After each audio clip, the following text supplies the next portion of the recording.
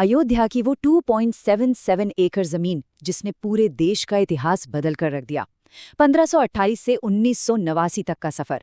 इस एक्सप्लेनर में हम बिल्कुल निष्पक्ष होकर ये समझेंगे कि कैसे सदियों के राजनीतिक और प्रशासनिक फैसलों ने जमीन के एक छोटे से टुकड़े को भारत का सबसे बड़ा राष्ट्रीय मुद्दा बना दिया। तो चलिए सीधे शुरू करते हैं। इस बेहद जटिल मुद्दे को सही मायनों में समझने के लिए सभी पूर्वाग्रहों को किनारे रखना बहुत जरूरी है।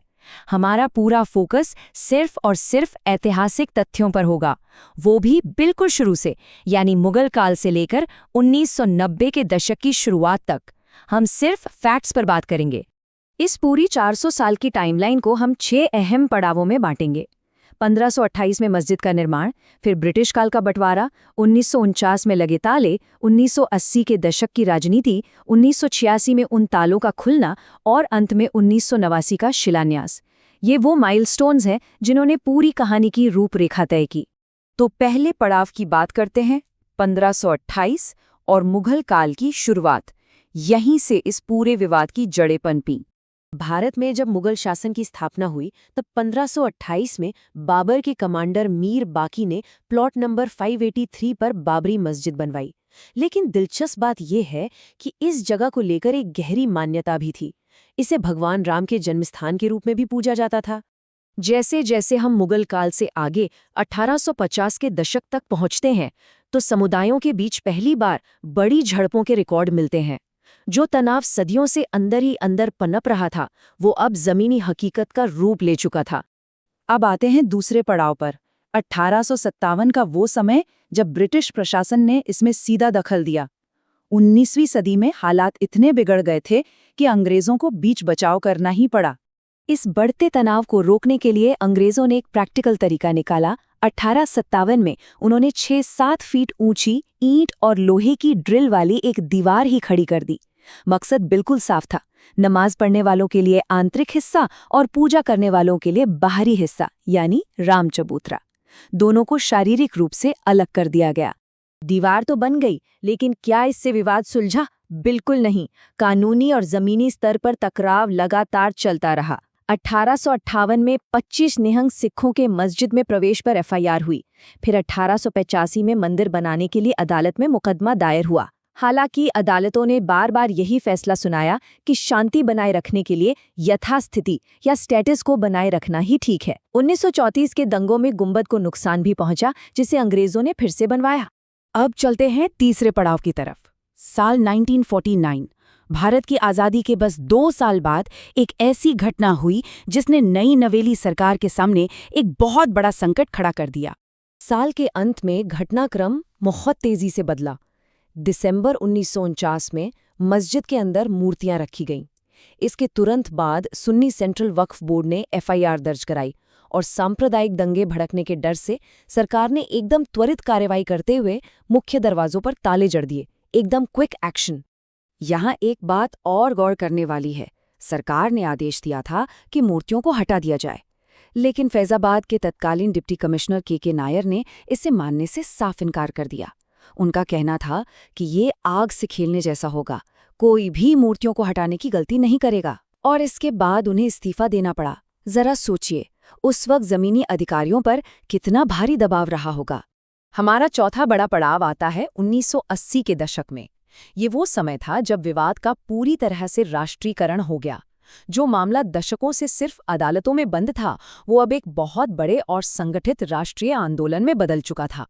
इस दशक में घटनाओं की रफ्तार अचानक तेज हो गई। 1984 में रथ यात्रा की योजना बनी, 85 में फिर शुरू हुई। इन रथ यात्राओं ने एक लोकल जमीन के मुद्दे को भारत के हर कोने, हर घर तक पहुंचाने का काम किया।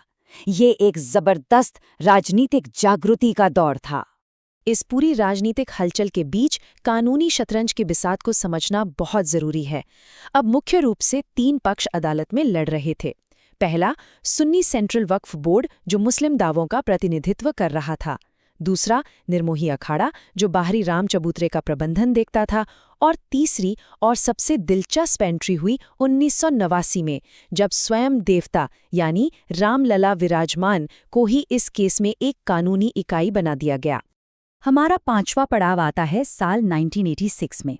ये एक ऐसा साल था जब एक प्रशासनिक फैसले ने इस पूरे विवाद की दिशा को हमेशा के लिए पलट कर रख दिया, और वो भी नेशनल टीवी पर। हुआ कुछ यूं कि एक वकील की याचिका पर एक जज ने दरवाजों के ताले खोलने का आदेश दे दिया। आदेश मिलना तो ठीक था, लेकिन हैरान करने वाली बात थी सरकार की फुर्ती। सरकार ने लगभग 40 मिनट के अंदर अंदर इस आदेश को लागू कर दिया, और सबसे बड़ी बात, इस पूरी प्रक्रिया का नेशनल टीवी पर सीधा प्रसारण किया गया। इतनी जल्दबाजी में लिए गए इस फैसले पर आलोचकों ने खूब सवाल उठाए। कई लोगों का मानना था कि ये फैसला शाहबानो केस के बाद बने राजनीतिक माहौल का नतीजा था। ऐसा माना गया कि व्यक्तिगत कानून के उस बड़े विवाद के बाद तत्कालीन प्रधानमंत्री राजीव गांधी पर हिंदू समूहों को भी संतुष्ट करने का भारी राजनीतिक दबाव था। और अब हम पहुंचते हैं अपने छठे और आखिरी पड़ाव पर, 1989 का शिलान्यास। 80 के दशक की पूरी लामबंदी का नतीजा अयोध्या में एक विशाल और पूरी तरह से राजनीतिकरण वाले कार्यक्रम के रूप में सामने आया। जरा इस नंबर पर गौर कीजिए, 3.5 लाख। देश भर के अलग अलग गांवों से श्री राम लिखी हुई 3-3.5 लाख से भी ज्यादा ईंटें या शिलाएं इकट्ठी की गई। ये आंकड़ा अपने आप में चीख चीख कर बताता है कि ये राजनीतिक लामबंदी कितने विशाल पैमाने पर हो रही थी। आखिरकार 9 नवंबर 1989 को उसी विवादित जमीन पर आधिकारिक तौर पर शिलान्यास या आधारशिला रखने की अनुमति दे दी गई। ये महज कोई अनुष्ठान नहीं था, बल्कि एक बहुत बड़ा प्रतीकात्मक कदम था जिसने साफ कर दिया कि अब निर्माण शुरू करने की मंशा बिल्कुल स्पष्ट है। यहाँ एक बात बहुत ही गौर करने वाली है, इतनी भारी भीड़ और इतना संवेदनशील मुद्दा, फिर भी कोई दंगा नहीं हुआ। क्यों? क्योंकि इस कार्यक्रम को केंद्र और राज्य सरकार दोनों के नेतृत्व से स्पष्ट राजनीतिक मंजूरी और शांति का पूरा आश्वासन मिला हुआ था। तत्कालीन गृह मंत्री बूटा सिंह के साथ हुए समझौतों ने ये तय किया था कि बिना किसी प्रतिबंध या कठिनाई के ये काम होगा। निष्कर्ष यानी शुरुआत का अंत। हमारी इस एक्सप्लेनर की टाइमलाइन 1989 पर आकर रुकती है। ये वो क्षण था जिसने इस पूरे संघर्ष के लिए एक पॉइंट ऑफ नो रिटर्न तय कर दिया था। इसके बाद पीछे मुड़ने का कोई रास्ता नहीं था।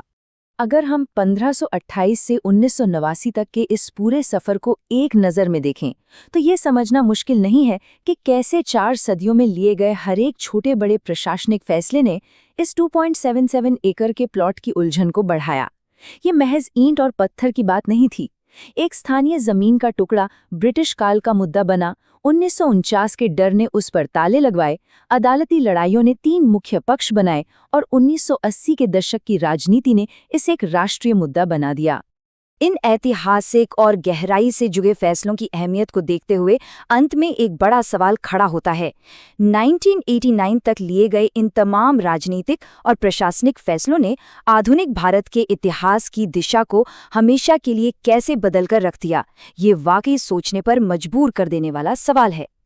इस एक्सप्लेनर के साथ सफ़र तय करने के लिए शुक्रिया।